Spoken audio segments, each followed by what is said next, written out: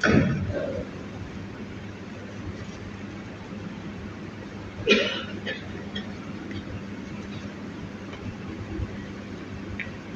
الله الرحمن الرحيم. الحمد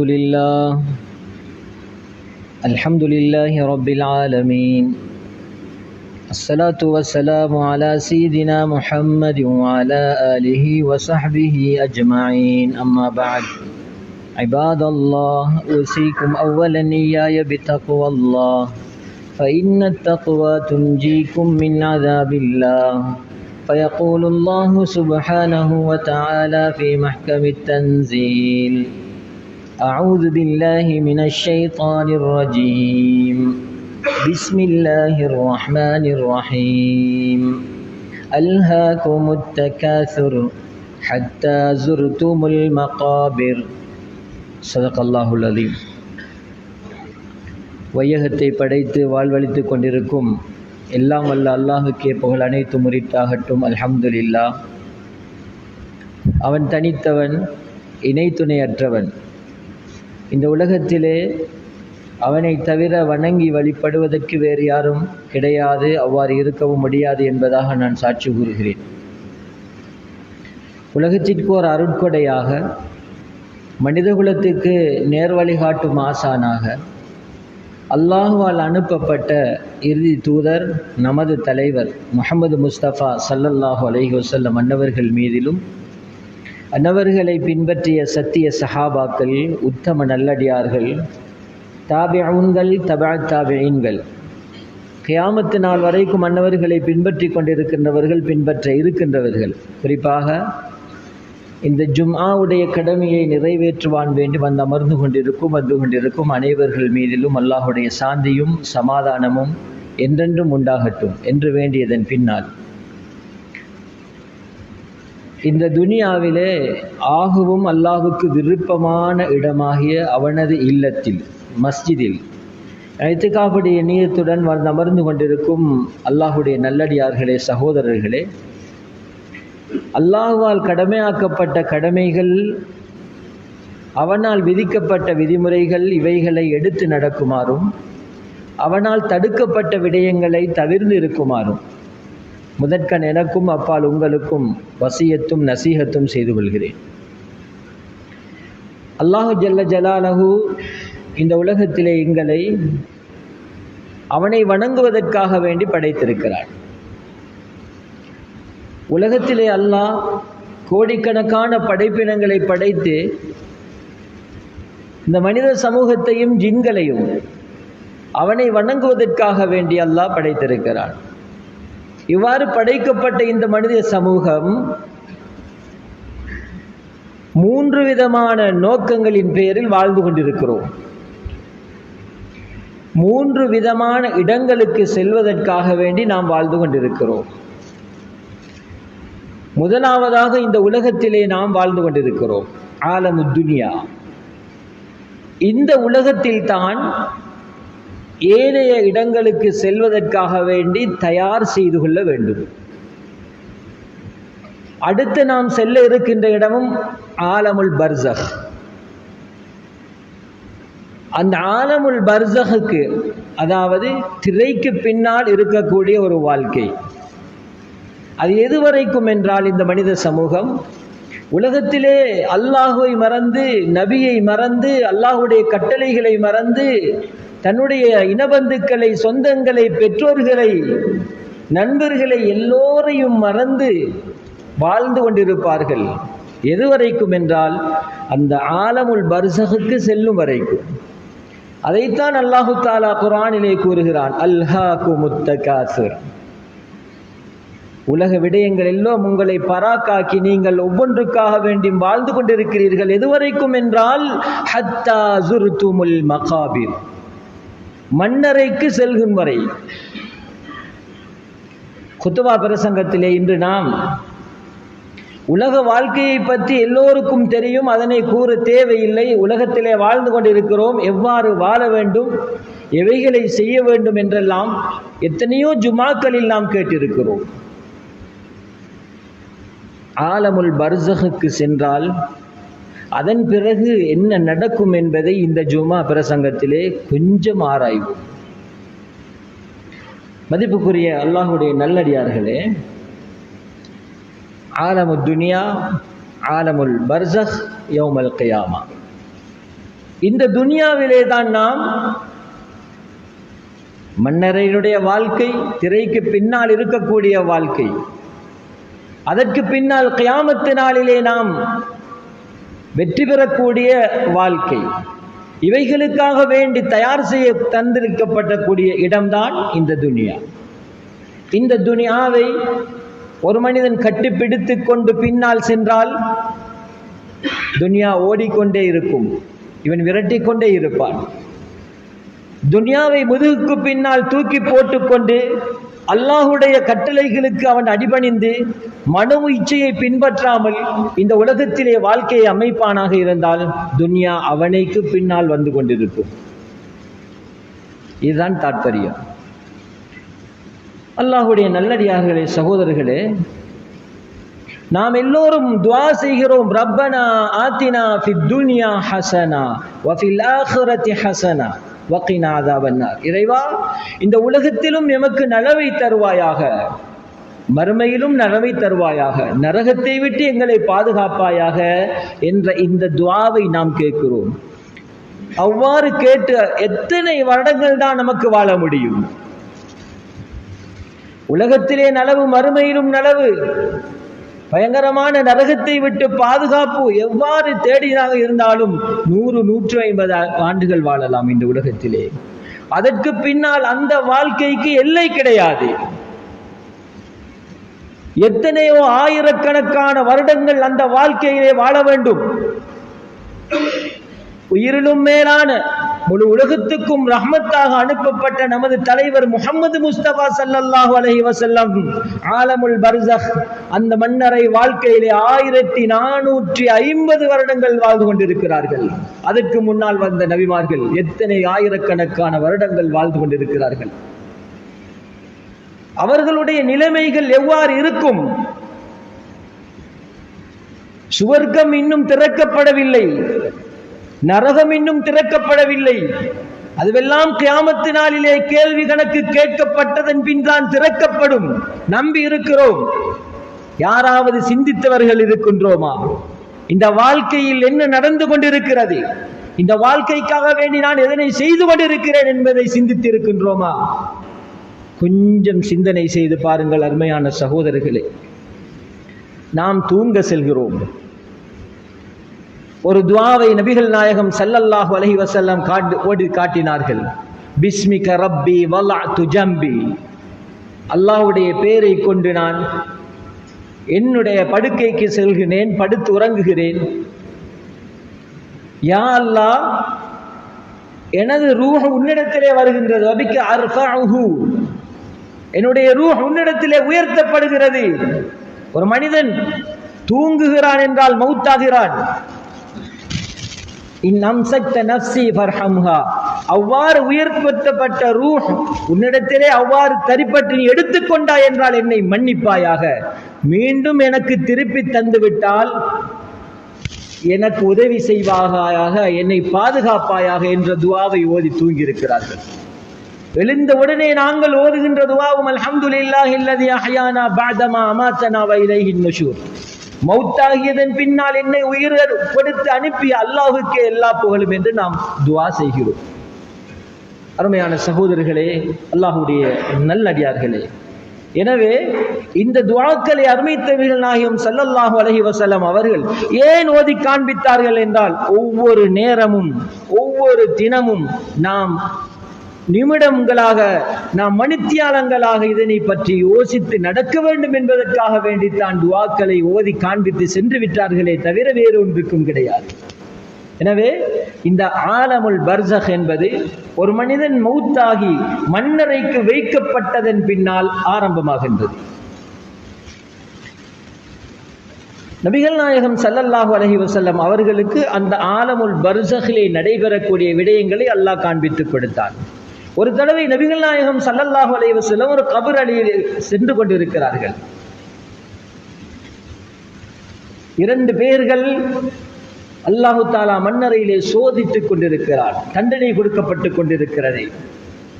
மா யுஅத்திபானி ஃபீ கபீரின், நபி ஸல்லல்லாஹு அலைஹி வஸல்லம் சொன்னாங்க, இவங்க பெரிய பாவங்கள் செய்ததால் இவர்கள் சோதிக்கப்படவில்லை, தண்டனை கொடுக்கப்படவில்லை. ஒரு ஆள் கோல் சொல்லி திரிந்தார்.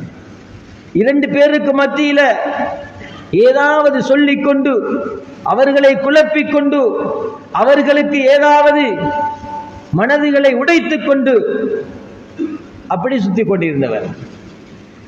அடுத்தவர் வெளிவாசலுக்கு சென்று சிறுநீர் கழித்துவிட்டு சரியான முறையில் அதனை சுத்தம் செய்யாமல் இருந்தவர். கொஞ்சம் சிந்திச்சு பாருங்க, நபிகள் நாயகம் ஸல்லல்லாஹு அலைஹி வஸல்லம் அவர்களுக்கு மண்ணறையில் வைத்து இந்த 2 பேருக்கும் தண்டனை கொடுக்கப்படுவதை அல்லாஹ் தஆலா காட்டி இருக்கிறான் என்றால் சிறிய விடயமாகத்தான் நாம் இதனை எடுத்துக்கொண்டிருக்கிறோம். சிறிய விடயம்தான். சிறிய கழுத்தை விட்டு கழுவாமல் இருப்பது, மனிதர்களுக்கு மத்தியிலே கோல் சொல்லுவது, இங்கே கொண்டு கண்டா ஏதோ செய்தா அல்லது சொன்னா அதை 5ஆக போய்த்து அங்கால சொல்லிடுவார். இவ்வாறான மனிதர்களுக்கு ஆலமுல் பர்ஸகிலே அல்லாஹு தாலா தண்டனையை கொடுப்பார்.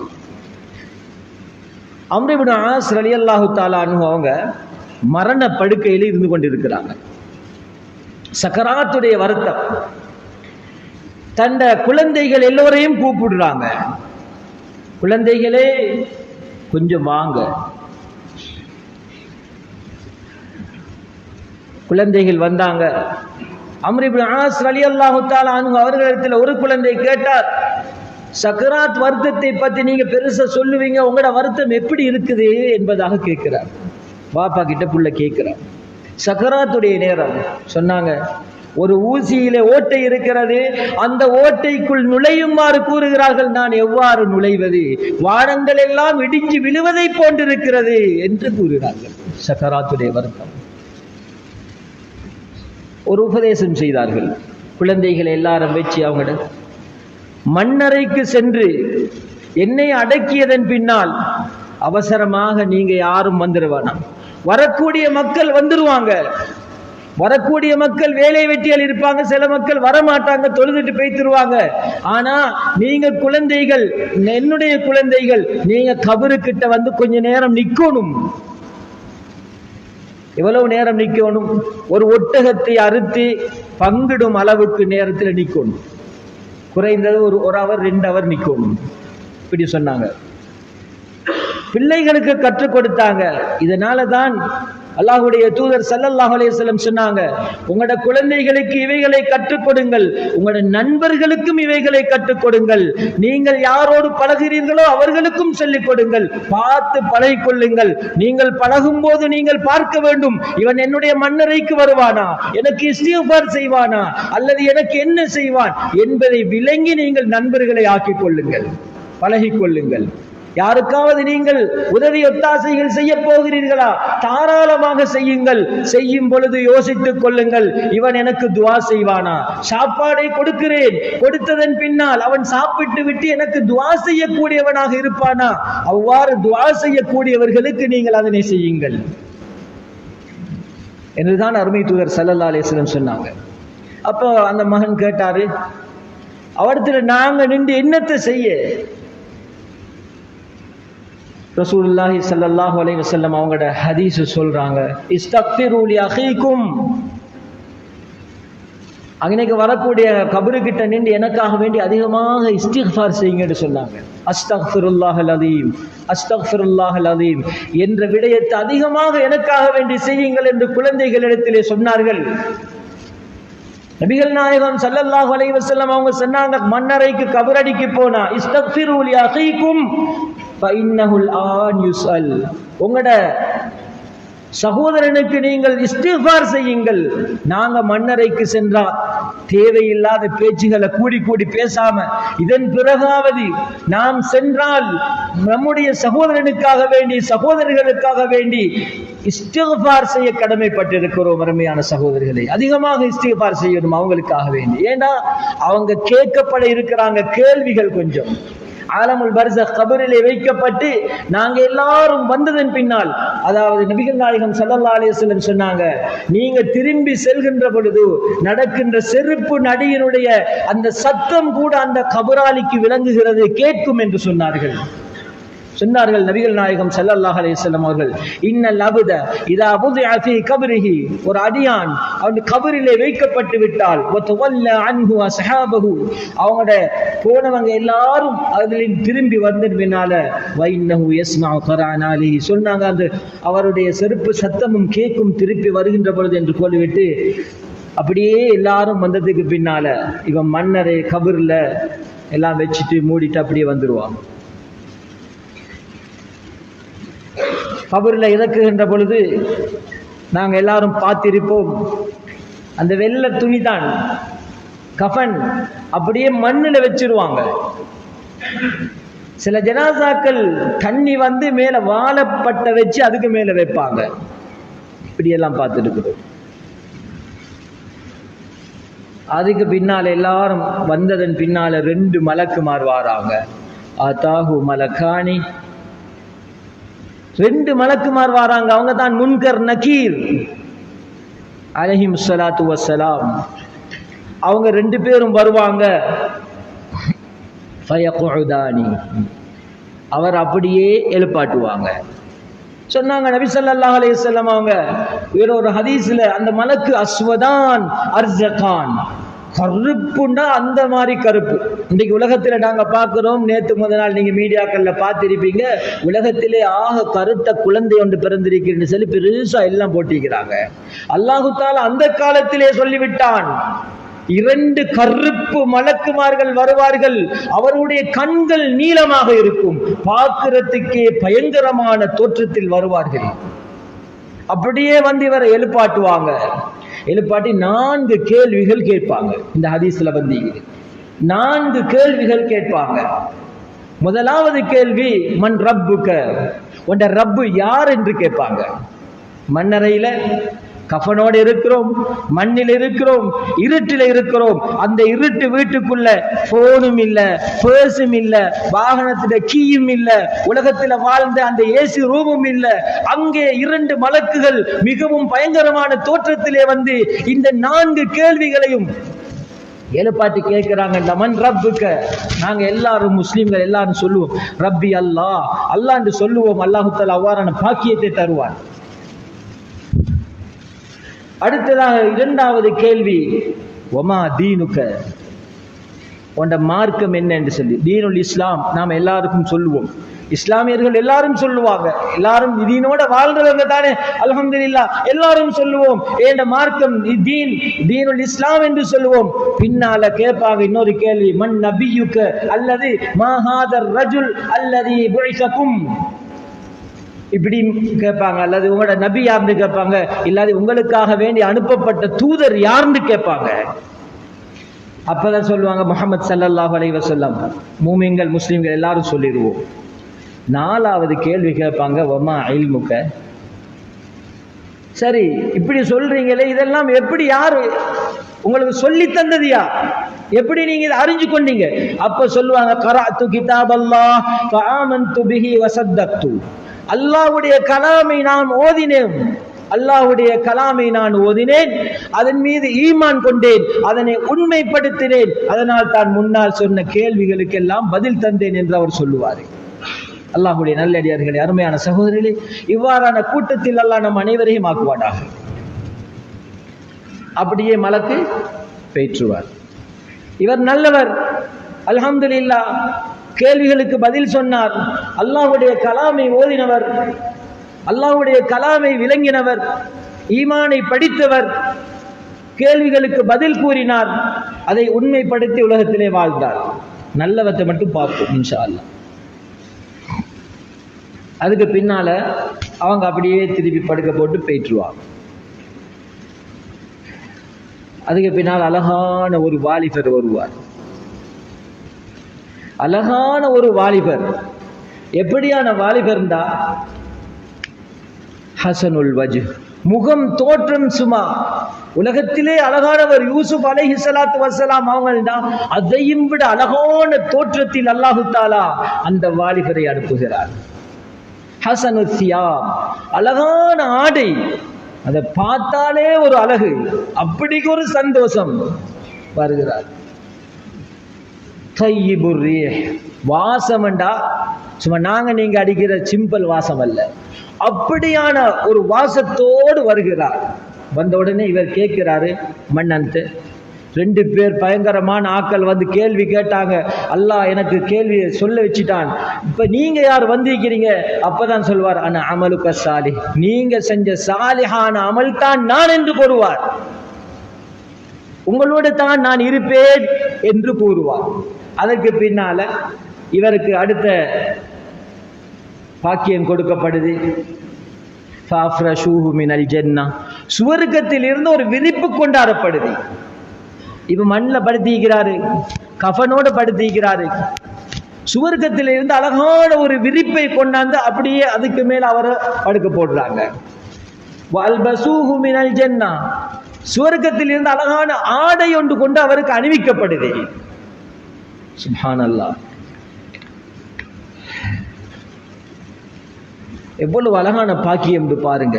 அவருக்கு சுவர்க்கத்தில் இருந்து அழகான விரிப்பொண்டு கொண்டாந்து போட்டு, சுவர்க்கத்தில் இருந்து அழகான ஆடை ஒன்று அணிய வச்சு, அதற்கு பின்னால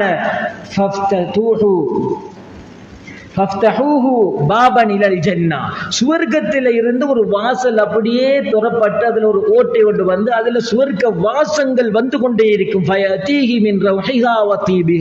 அதுல இருந்து வாசம் அப்படியே வந்து கொண்டிருக்குது. சுவர்க்கத்தில இருந்து அழகான வாசம் அப்படி வந்து கொண்டே இருக்குது. இவர் மன்னரில் அப்படி இருந்து கொண்டே இருக்கிறாரு. இப்ப நாங்க எல்லாம் நினைப்போம், சின்னொரு இடம் தானே, சின்னொரு இடம், இவ்வளவு எல்லாம் சொல்றாங்க. அவருக்கு அடுத்த பாக்கியம் கொடுக்கப்படும். அவர் எவ்வளவு தூரம் பார்க்கிறாரோ அவ்வளவுக்கு அந்த கபர் அப்படியே விசாலமாகும், பெரிய அப்படியே விசாலமாகும். அதற்கு பின்னால அந்த கபரில் வெளிச்சம் இல்லையே, வெளிச்சத்துக்கு மேல் வெளிச்சம், அப்படியே அந்த கபரு பிரகாசமாகிடும். பின்னால சொல்லப்படும் நம் கனவுமத்தில் அரூஸ், ஒரு புது மாப்பிள்ளை தூங்குறத போல நீங்க அப்படியே தூங்குங்க என்று சொல்லப்படும் அந்த கபரில். அல்லாஹுடைய நல்லடியார்களே, இப்படி இதுக்கு பின்னால அவர் டக்குன்னு சொல்லுவார் அல்லாஹ் கிட்ட, ரப்பி அகிமிஸ் ஸாஅ ஹத்தா அர்ஜிஅ இலா அஹ்லி, இறைவா அவசரமா கியாமத்தினால வர வச்சிடு, ஏந்த குடும்பங்களோட நாம் வைத்து சேரணும், அதனால அவசரமா கியாமத்தினால வர வச்சிருந்து இவர் சொல்லுவார் அல்லாஹ். பாருங்க எங்களுடைய சகோதரர்கள், நாங்க அந்த மன்னரைக்கு செல்ல இருக்கிறோம். நல்ல இபாதத்துகளை செய்து கொண்டு சென்றால் நிச்சயமாக அல்லாஹ் இவ்வாறான அழகான பாக்கியங்களை தர இருக்கிறார்.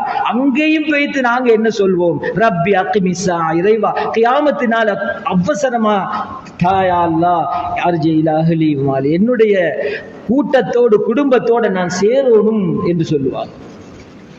அல்லாஹ்வுடைய நல்லடியார்களே, அருமையான சகோதரர்களே, இந்த வாழ்க்கைக்காக வேண்டித்தான், இவ்வாறு சந்தோஷமாக இருக்க வேண்டும் என்பதற்காக வேண்டித்தான் அல்லாஹ் இந்த குறுகிய வாழ்க்கையை நமக்கு தந்திருக்கிறார். இந்த வாழ்க்கையில தான் நாங்க இதுக்கு சம்பாரிச்சு கொள்ளும். ஒரு தடவை தபூக் யுத்தம் நேரத்தில் ஹிஜ்ரி 9 நபிகள் நாயகம் ஸல்லல்லாஹு அலைஹி வஸல்லம் அனஸ் ரலியல்லாஹு தஆலா அன்ஹு அவங்க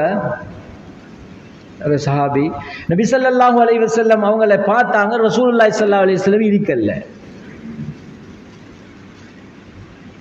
அபூபக்கர் சித்திக் ரலியல்லாஹு அன்ஹு அவங்களை பார்த்தாங்க, அவங்களையும் பெட்ல இல்ல, படுத்த இடத்துல இல்ல. உமர் ரலியல்லாஹு அன்ஹு அவங்களை பார்த்தாங்க, அவங்களும் இல்ல. தூரத்துல ஒரு வெளிச்சம் கொண்டு விளைஞ்சு அங்கே போனாங்க. போயிட்டு பார்த்தா நபி ஸல்லல்லாஹு அலைஹி வஸல்லம் இவங்க எல்லாம் சேர்ந்து ஒரு கபரை தோண்டி ஒரு மனிதனை சுமந்து கொண்டு இருக்கிறாங்க. துல் பிஜாதைன் என்ற சஹாபி, அது யார் எவர்ந்து யாருக்கும் தெரியா ஒரு சஹாபி. நபி ஸல்லல்லாஹு அலைஹி வஸல்லம் சொன்னாங்க, இன்றைய நாள்ல நான் இவரை பொருந்தி கொண்டேன், யா அல்லாஹ் நீயும் பொருந்தி கொள்வா என்று அவங்களை அடக்கிட்டு வந்தாங்க. இப்னு மஸ்ஊத் ரலியல்லாஹு தஆலா அன்ஹு அவங்க சொல்றாங்க, அந்த ஜனாசாவாக நான் இருந்திருக்க கூடாதா என்று நான் நினைத்தேன். இப்னு மஸ்ஊத் ரலியல்லாஹு அன்ஹு அவங்க தான் அதை போய்த்து பார்த்தாங்க. அல்லாஹ்வுடைய நல்லடியார்களே, இவ்வாறு சிறந்த ஜனாசாவாக இந்த உலகத்தை விட்டு நாம் பிரிவோமாக இருந்தால் அல்லாஹ்வுடைய அன்பும் அல்லாஹ்வுடைய அருளும் நம் மீது கொட்டிக்கொண்டே இருக்கும், நம்முடைய குடும்பத்தவர்கள் மீதும் கொட்டிக்கொண்டிருக்கும். அனஸ் ரலியல்லாஹு தஆலா, அனஸ் இப்னு மாலிக் ரலியல்லாஹு தஆலா சொல்றாங்க, எனக்கு ஆகவும் கவலையான ஒரு நாள் அந்த முதல் இரவு தான் என்று கூறினார்கள். ஆகவும் கவலையான ஒரு நாள் அந்த முதல் இரவுதான். நான் உலகத்திலே அழகாக வாழ்ந்தேன், அழகாக இருந்தேன், மனைவி மக்களோடு வாழ்ந்தேன், குடும்பங்களோடு வாழ்ந்தேன், ஊர் ஜமாத்தார்களோடு தலாக சிறந்தவனாக இருந்தேன், எல்லோரோடும் அன்பாக பழகினேன். மௌத்தாகியதன் பின்னால் முதல் இரவையிலே தனிமையிலே அந்த இருட்டிலே நான் இருக்க போகிறேனே, அதை நினைத்துத்தான் நான் அழுகிறேன் என்று அனஸ் இப்னு மாலிக் ரலியல்லாஹு தஆலா ஒவ்வொரு நேரமும் அழுது கொண்டிருப்பார்கள். அந்த முதல் இரவை பத்தி யார் சரி நினைச்சது உண்டா? வீட்டில் இருந்து அசரில் மௌத்தாயினா மகரிப் இஷாவை கொண்டு போய் அடக்கினா அந்த முதல் இரவையில எங்களுக்கு என்ன நடக்கும்? அருமையான சகோதரர்களே, எங்களுடைய நிலைமைகள் எப்படி இருக்கும்? அருமையான சகோதரர்களே, எங்களுக்காக வேண்டி இஸ்திக்ஃபார் செய்யக்கூடியவர்கள் எத்தனை பேர்கள் இருப்பார்கள்? எங்களுக்காக வேண்டி துஆ செய்யக்கூடிய எத்தனை குழந்தைகளை நாம் விட்டு விட்டு செல்கிறோம், எத்தனை நல்ல நண்பர்களை விட்டு செல்கிறோம், எத்தனை ஊர்வாசிகளை எங்களுக்காக வேண்டி துஆ செய்வதற்கு நாம் விட்டு செல்கிறோம் என்பதை கொஞ்சம் சிந்தனையோடு பார்க்கும், கொஞ்சம் சிந்தனையோடு பாருங்க, உற்று நோக்குங்க அருமையான சகோதரர்களே, அல்லாஹ்வுடைய நல்லடியார்களே. எனவே நாம் வாழுகின்ற காலம் கொஞ்சம், அதிகமான காலம் வாழ்ந்து விட்டோம். நேற்று இருந்தவர் இன்று இல்லை, இன்று இருப்பவர் நாளை இல்லை. அப்படியான உலகம். வாலிபத்திலும் வயோதிபத்திலும் சிறிய வயதிலும் பால்குடி வயதிலும் கூட மௌத்தை எத்தனையோ ஆத்மாக்கள் சுவைத்துக் கொண்டிருப்பதை நான் பார்க்கிறோம். எனவே அந்த மௌத்தை நாம் சுவைப்பதற்கு தயாராக வேண்டும். அல்லாஹ்வுடைய கேள்விக்கு அல்லாஹ் தஆலா யாரை வைத்து கேள்வி கேட்கிறான், அந்த மலாயிக்காமார்களுடைய கேள்விக்கு பதில் கூறுவதற்காக வேண்டி நம்முடைய வாழ்க்கையை நாம் ஆக்கிக் கொள்ள வேண்டும். இல்லை என்றால் நாம் எல்லாம் இந்த உலகத்திலே வாழ்ந்தோம் மரணித்தோம் என்று தான் இருக்குமே தவிர நம்முடைய இலக்கை நம்முடைய நோக்கத்தை அடைந்து கொள்ள முடியாது. எனவே இந்த வாழ்க்கை வட்டம் இருக்கிறதே, இதனை நாம் சரியாக அமைத்துக் கொள்ள வேண்டும். என்னுடைய வாழ்நாள் 50 வருடம் 60 வருடம் தாண்டி விட்டது. கூடினால் இன்னும் 10 வருடம் வாழலாம், 5 வருடம் வாழலாம். இந்த 5 வருடத்துக்காவது சரி எத்தனை குர்ஆனை நான் ஓதி முடிக்க வேண்டும், எத்தனை திக்ருகளை நாம் செய்ய வேண்டும் என்பது நான் சிந்திக்க வேண்டும். நாம் ஏனைய பேச்சுகள், பொல்லாத விஷயங்கள் இவைகளை எல்லாம் செய்யாமல் இருக்கின்ற கொஞ்ச காலத்தை அழகான முறையிலே வாழ்ந்துவிட்டு கழிப்போமாக இருந்தால் நிச்சயமாக மண்ணறையிலே நமக்கு இவ்வாறான பாக்கியங்களை அதிகமாக பெற்றுக்கொள்ளலாம். இல்லை என்றால் அருமையான சகோதரர்களே, அதற்கு மாற்றமாக அங்கே மன் ரப்புக என்று கேட்கப்படும்.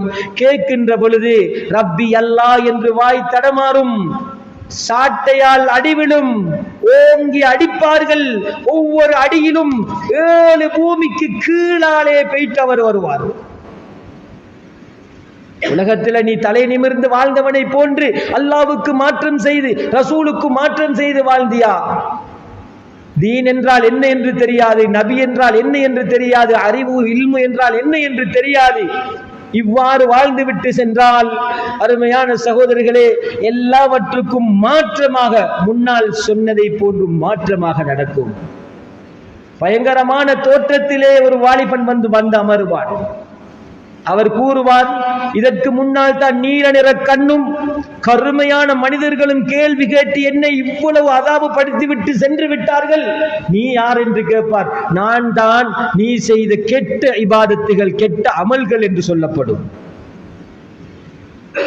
பின்னால் நரகத்தில் இருந்து ஒரு விரிப்பு கொண்டாடப்படும், நரகத்தில் இருந்து ஒரு விரிப்பு கொண்டு வரப்படும், நரக நெருப்பிலான ஒரு கோட் கொண்டு வரப்படும், அவைகளை எல்லாம் போடப்படும், நரகத்திலே இருந்து ஜுவாலைகள் அவருக்கு தாக்கப்படும். கியாமத்து நாள் வரைக்கும் இதே போன்று அவர் இருந்து கொண்டிருப்பார். அவர் கூறுவார், இவர் சொன்னார் கியாமத்து நாளை அவசரமாக வர வேண்டும் என்று. கியாமத்து நாளே வந்துவிடக் கூடாது. அந்த நரகத்தை காட்டுகின்ற பொழுது அவர் சொல்லுவார், இந்த நரகத்தினுடைய ஒவ்வொரு விடயங்களையும் என்னால் தாங்கிக் கொள்ள முடியாது, எனவே கியாமத்து நாளை ஏற்படுத்தி விடாதே என்று சொல்லுவார். எனக்கு ஏற்பட்ட கை சேதமே என்று கூறுவார். உலகத்திலே வாழ்ந்தேன், என்னுடைய ஆட்சி அதிகாரம் என்னை அழித்து விட்டது என்று கூறுவார். அல்லாஹ்வுடைய நல்லடியார்களே, அருமையான சகோதரரே, என்னுடைய நண்பர்கள் என்னை பால் குழியிலே தள்ளிவிட்டார்கள் என்று கூறுவார். அதனால் தான் நண்பர்களை தேர்ந்தெடுக்கின்ற பொழுது மௌத்தாகினால் மன்னரைக்கு வந்து இஸ்திக்பார் செய்யக்கூடிய நண்பர்களை தேர்ந்தெடுங்கள். மௌத்தாகினால் மன்னரைக்கு வந்து துஆ செய்யக்கூடிய நண்பர்களை தேர்ந்தெடுத்துக் கொள்ளுங்கள். சும்மா கண்டவன் போனவன் வந்தவன் எல்லாம் நண்பனாக ஆக்கி கொண்டு அங்கே காவாலிகளை போன்று சுத்தித் திரிந்த எத்தனையோ சகோதரர்கள் இன்று மன்னரைக்கு சென்று விட்டார்கள். அவர்களுடைய நிலைமையை என்னவா இருக்கும் என்பதை ஒரு கணம் சிந்தனை செய்து பாருங்கள். அல்லாஹ்வுடைய நல்லடியார்களே, அருமையான சகோதரர்களே, எனவே நம்முடைய குடும்பத்தார்களை தயார் செய்ய வேண்டும், நம்முடைய குழந்தை குட்டிகளை தயார் செய்ய வேண்டும், நம்முடைய நண்பர்களை அழகான நண்பர்களாக தயார் செய்ய வேண்டும், நம்முடைய ஊர் ஜமாத்தினர்களை அழகான ஜமாத்தினர்களாக செய்ய வேண்டும். யாரையும் பகைத்துக் கொள்ளக்கூடாது, முக்கியமாக உலமாக்களை பகைத்துக் கொள்ளக்கூடாது. கடைசி கட்டத்திலும் பேர் வைப்பதிலிருந்து மன்னரை அடக்கின்ற வரைக்கும் நமக்காக வேண்டி துஆ செய்யக்கூடிய ஒரு இருக்குமாக இருந்தால், ஒரு ஜீவன் இருக்குமாக இருந்தால் உலமாக்களாகத்தான் இருக்கும். பெரும் பெரும் மாளிகைகள் கட்டி பெரும் பெரும் வாகனங்கள் எடுத்து துஆ ஒன்று செய்யுங்கள் என்று கொண்டு கொடுக்கப்படும் பொழுது மனம் திறந்து அழகாக வாழ வேண்டும் என்று துஆ செய்யக்கூடிய ஒரு ஜீவன் இருக்குமாக இருந்தால் உலமாக்களாகத்தான் இருக்கும். ஆனா அவங்களோட வீடுகளை அவங்களோட வாகனங்களை பார்த்தா ஒரு சின்னதான் இருக்கு, பொறாமப்பட மாட்டாங்க. அல்லாஹ்வுடைய நல்லடியார்களே, அருமையான சகோதரிகளே, எனவே இந்த வாழுகின்ற வாழ்க்கையில் அல்லாஹ்வுக்கும் நபிக்கும் பொருத்தமாக உலகத்திலே அந்த மன்னரையிலே ஆலமுல் பர்ஸகிலே வெற்றி பெறக்கூடிய வாழ்க்கையை அமைத்துக் கொள்வதற்கு என்னென்ன தேவையோ அவைகளை செய்துவிட்டு வாழுமாறு அல்லாஹ்வுக்காக வேண்டி கேட்பதோடு அல்லாஹ் அவ்வாறான கூட்டத்தில் நம் அனைவரையும் ஆக்குவானாக. இறைவா, எம்முடைய பாவங்களை மன்னிப்பாயாக, எமது பெற்றோருடைய பாவங்களை மன்னிப்பாயாக, உற்றார் உறவினர்கள் நண்பர்களுடைய பாவங்களை மன்னிப்பாயாக. யா அல்லாஹ், இந்த ஊர் மக்களுடைய பாவங்களை மன்னிப்பாயாக, இந்த நாட்டு மக்களுடைய பாவங்களை மன்னிப்பாயாக. யாரெல்லாம் மன்னரையிலே வாழ்ந்து கொண்டிருக்கிறார் அத்தனை கபறுகளையும் சுவர்க்க பூஞ்சோலைகளாக ஆக்கி விடுவாயாக. யா அல்லாஹ், நாம் செல்ல இருக்கின்ற அந்த கபரையும் சுவர்க்க பூஞ்சோலையாக நமக்கு ஆக்கி தருவாயாக. யா அல்லாஹ், இந்த உலகத்திலும் நிம்மதியாக வாழ்ந்து மறுமையிலும் நிம்மதி சந்தோஷமாக வாழ்ந்து உன்னுடைய அருள் பெரும் கிருபை அடைந்து நரகத்தை விட்டு பாதுகாக்கக்கூடிய நல்லடியார்கள் கூட்டத்தில் நம் அனைவரையும் ஆக்குவாயாக. ஆமீன் ஆமீன். வ ஆகிரு தஅவானா அல்ஹம்துலில்லாஹி ரப்பில் ஆலமீன்.